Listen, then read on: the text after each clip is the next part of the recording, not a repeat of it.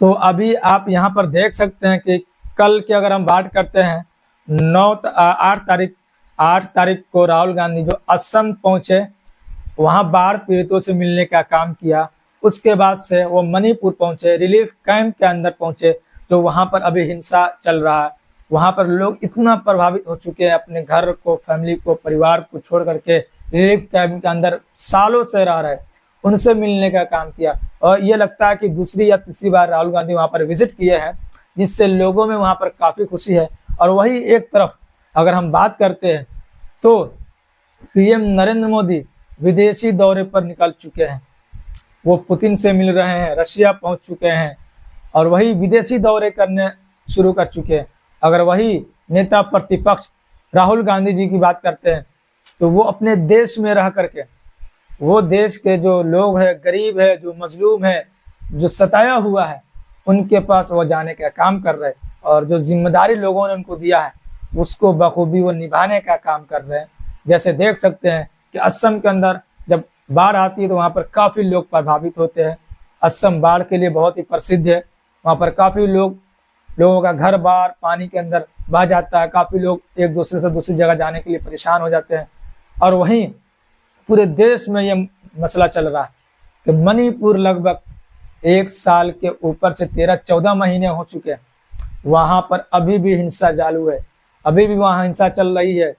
वहाँ पर prime minister अभी तक जा नहीं पाए हैं, सिर्फ संसद से भाषण देते हैं कि वहाँ पर अभी काम चल रहा है, उसको रोकने की कवायद चल रही है।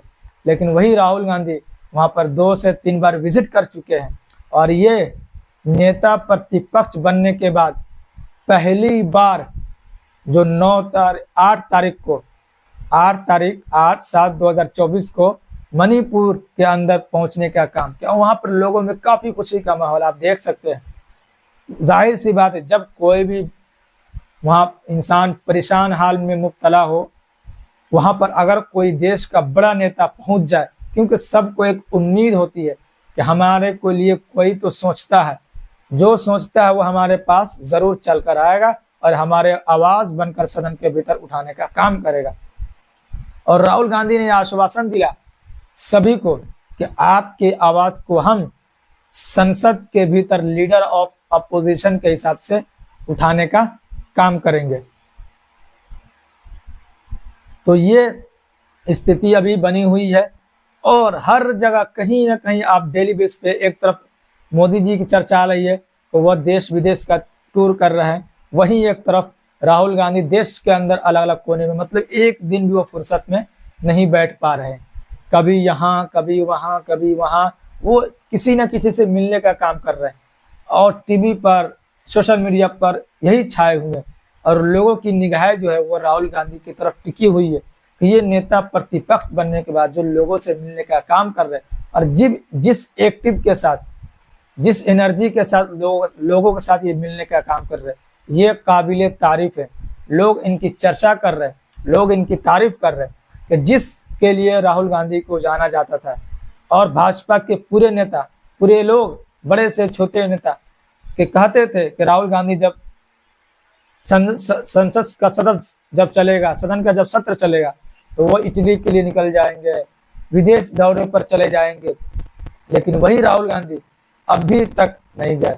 वो अभी तक नेता प्रतिपक्ष बनने के बाद लोगों से मिलने का काम कर रहे, हाथरस गए, वहां के परिवारों से मिले, पीड़ित लोगों से मिले, उसके बाद से असम गए, मणिपुर गए और वही प्राइम मिनिस्टर विदेशी टूर पर निकल चुके। तो ये फर्क अभी नजर आ रहा है और लोगों को काफी साफ सुथरे नजर से दिख रहा है कि जो भाजपा कहती है वो कितना सच है और कितना गलत है। जो भाजपा जो आवाज उठाती है राहुल गांधी को लेकर के, कांग्रेस को लेकर के, इंडिया अलायंस को लेकर के, उसमें कितना सच्चाई है यह जनता के सामने उजागर हो रहा है।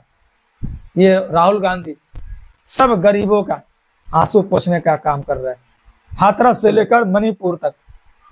मणिपुर जो उन्होंने पद यात्रा किया, वहां भी वो अपना मणिपुर से लेकर महाराष्ट्र तक का यात्रा किया।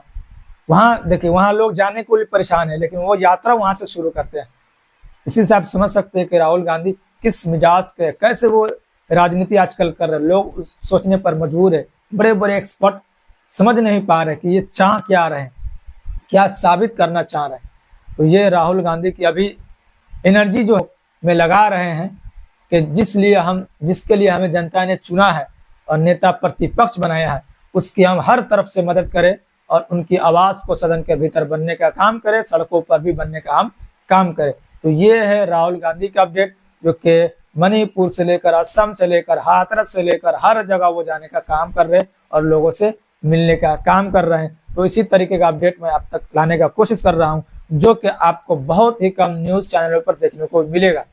वही आपको प्राइम मिनिस्टर जो विदेशी दौरे पर निकलते हैं उनको टेलीविजन पर पूरा शो किया जाता है, लेकिन वही राहुल गांधी जब किसी अच्छे काम के लिए निकलते हैं, लोगों के गरीबों के आंसू पोंछने के लिए निकलते हैं, किसी का सहारा बनने के लिए निकलते हैं, तो उसको टेलीविजन पर बहुत ही कम दिखाया जाता है। ये तो खैर है कि उनका खुद का चैनल है, राहुल गांधी का खुद का चैनल है, उस पर डाला जाता है।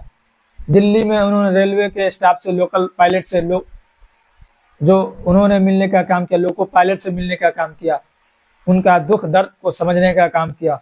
तो ये जहां भी जाते हैं अपने चैनलों के माध्यम से दिखाने का काम करते हैं, वरना तो ये भी पता नहीं चलता कि राहुल गांधी कहाँ गए थे, किससे मिले थे, क्योंकि चैनलों पे, न्यूज चैनलों पे बहुत ही कम दिखाया जाता है राहुल गांधी को। या 21 की वजह से है, ये सबको पता है, या आज की कोई बात नहीं है, ये पुरानी बातें है। अगर टीवी पर सिर्फ दिखेंगे तो वो नरेंद्र मोदी जी दिखेंगे और भाजपा के लोग दिखेंगे और विपक्ष के लोगों को नजरअंदाज किया जाता है। तो ये स्थिति बन चुकी है और उसी को खत्म करने के लिए राहुल गांधी मेहनत कर रहे हैं, लोगों के बीच जा रहे हैं, लोगों के दिल को जीतने का काम कर रहे हैं। किसी भी तरीके से कब कहां पहुंच जाए ये किसी को पता नहीं होता, और किस स्थिति में राहुल गांधी पहुंच जाए, क्योंकि नेता प्रतिपक्ष है, वो जहां भी कहीं भी जा सकते हैं, किसी से भी मिल सकते हैं और किसी की समस्या के लिए वो कहीं भी जा सकते हैं, उसका समाधान कर सकते हैं।